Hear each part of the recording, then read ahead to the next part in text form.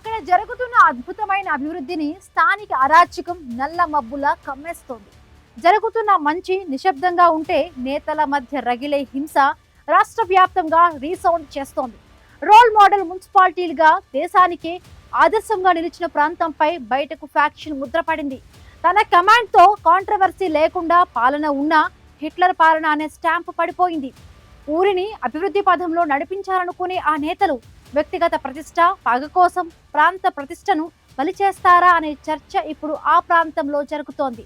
ఊరు వల్లకాడైనా పర్లేదనే ధోరణి ఆ నేతల్లో ఎందుకొచ్చింది?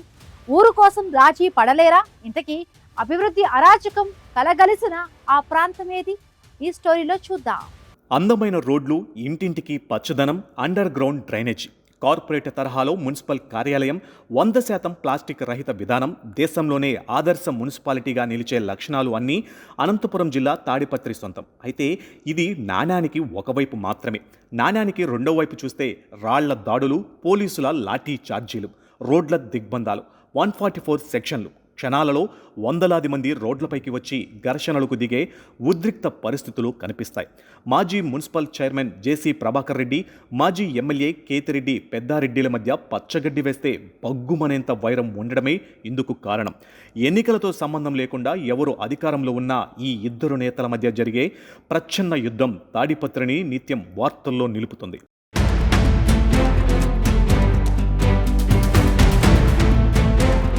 నిజానికి తాడిపత్రి అంటే కేవలం గొడవల ప్రాంతం మాత్రమే కాదు, పారిశ్రామికంగా, ఆర్థికంగా విశేష ప్రగతి సాధిస్తున్న నగరం. మున్సిపాలిటీకి 2000 కోట్ల విలువైన 270 ఎకరాల ఆస్తులు ఉండగా అద్దెలు, శానిటేషన్ ద్వారా ఏటా కోట్ల రూపాయల ఆదాయం సమకూరుతుంది. శుద్ధి చేసిన మురుగునీటిని ఆర్జాస్ స్టీల్ ప్లాంట్కు విక్రయిస్తూ స్థిరమైన రాబడి పొందుతున్న దేశంలోనే అరుదైన పురపాలక సంఘం ఇది. దీనికి తోడు 6 కోట్ల వ్యయంతో 32 ఎకరాలలో భారీ ఈకో పార్క్, 180 కోట్లతో తాడిపత్రి గుత్తి 4 లేన్ల రహదారి విస్తరణ, 7.68 కోట్లతో అమృత్ భారత్ రైల్వే స్టేషన్ ఆధునీకరణ, చింతల వెంకటరమణ స్వామి, బుగ్గ రామలింగేశ్వర స్వామి ఆలయాల సుందరీకరణ పనులు శరవేగంగా సాగుతున్నాయి. గ్రానైట్, స్టీల్ పరిశ్రమలు, పండ్ల తోటలతో వేలాది మందికి ఉపాధి కల్పిస్తున్న ప్రాంతం ఇది.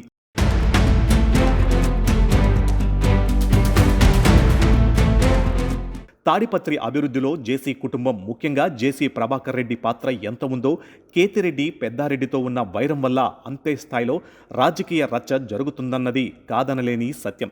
నా ఇంటిపైకి దాడికి వచ్చారు అని జేసీ అంటే, నా కుటుంబ సభ్యులను దూషించారు అని పెద్దారెడ్డి అంటారు. ఒకరిపై ఒకరు కేసులు పెట్టుకోవడం, ఒకరి అనుచరులను మరొకరు టార్గెట్ చేయడం నిత్యకృత్యంగా మారింది. చివరకు మున్సిపాలిటీలో పనుల దగ్గర నుంచి రాజకీయ కార్యక్రమాల వరకు నిన్ను రానివ్వను అని ఒకరంటే ఎలా రానివ్వవో చూస్తా అంటూ బల ప్రదర్శనలకు దిగడం తాడిపత్రిలో శాంతి భద్రతలకు తీవ్ర విఘాతం కలిగిస్తుంది. ఇటీవల కాలంలో తాడిపత్రిలో గంజాయి, మట్కా, అక్రమ మద్యం, పేకాట విచ్చలవిడిగా సాగుతున్నాయని మాజీ ఎమ్మెల్యే పెద్దారెడ్డి తీవ్ర ఆరోపణలు చేస్తుంటే అవన్నీ అసత్యాలని ఉద్దేశపూర్వకంగానే బురద జల్లుతున్నారని జేసీ వర్గం కొట్టిపారేస్తుంది. పెళ్లిళ్లు, శుభకార్యాల్లో సైతం నేతల అనుచరులు బాహాటంగా ఘర్షణలకు దిగుతూ ఉండడంతో సామాన్య ప్రజలు బిక్కుబిక్కుమంటూ గడపాల్సి వస్తుంది. రాజకీయ ప్రత్యర్థులుగా సిద్ధాంతపరంగా పోరాడాల్సింది పోయి వ్యక్తిగత ద్వేషాలతో ఊరి ప్రతిష్టను మంటగలుపుతున్నారనే అసహనం స్థానిక ప్రజల్లో రోజురోజుకు పెరుగుతుంది.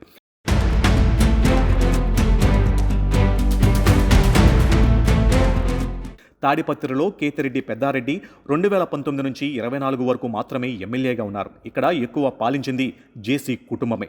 అలాంటి సమయంలో అభివృద్ధి కూడా వారికే ఎక్కువ క్రెడిట్ ఉంటుంది. కానీ పెద్దారెడ్డితో ఉన్న వైరం కారణంగా జేసీ ప్రభాకర్ రెడ్డి చాలానే మూల్యం చెల్లించుకుంటున్నారు. ఆయన ఎంతో కష్టపడి మున్సిపాలిటీని అభివృద్ధి చేస్తున్నారని ఎవరికీ తెలియదు. తాడిపత్రిలో చిన్న టీ కప్పు రోడ్డుపై కనిపించినా ఆయన వెళ్ళి స్వయంగా ఎత్తుతారు. చెట్లు పెంచకపోతే దాని ప్రభావం ఎలా ఉంటుందో నేరుగా వెళ్ళి వివరిస్తారు. తాడిపత్రి గురించి చెబుతూ ఎన్నోసార్లు కన్నీళ్లు కూడా పెట్టుకున్నారు. కానీ పెద్దారెడ్డితో వైరం కారణంగా గత 7-8 ఏళ్లుగా తాడిపత్రికే మనశ్శాంతి లేకుండా పోయింది. మున్సిపాలిటీల్లో అభివృద్ధికి అడ్డుపడుతున్నారంటే, మున్సిపాలిటీని అడ్డం పెట్టుకుని మీరు అవినీతి చేస్తున్నారంటూ ఇద్దరు నేతలు ఘర్షణలకు దిగుతున్నారు. రాజకీయాలలో శత్రువులు, ప్రత్యర్థులు ఎన్నికల వరకే చూడాలి. వ్యక్తిగతంగా తీసుకుంటూ ప్రతిరోజు వీటితోనే కాలం గడుపుతూ ఉంటే ఊరు ఏం కావాలి అని విశ్లేషకులు ప్రశ్నిస్తున్నారు. ఇటీవల గోవా మద్యం తాడిపత్రిలో భారీగా పట్టుబడింది. ఏర్పడింది. ఇది మీదంటే మీదని ఇరు వర్గాలు గొడవలకు దిగుతున్నారు. ఇలా ఉన్నవి లేనివి అన్నీ కలగలుపుకుని వారు చేస్తున్న పనులు మొత్తం ఊరినే డ్యామేజ్ చేస్తున్నాయి.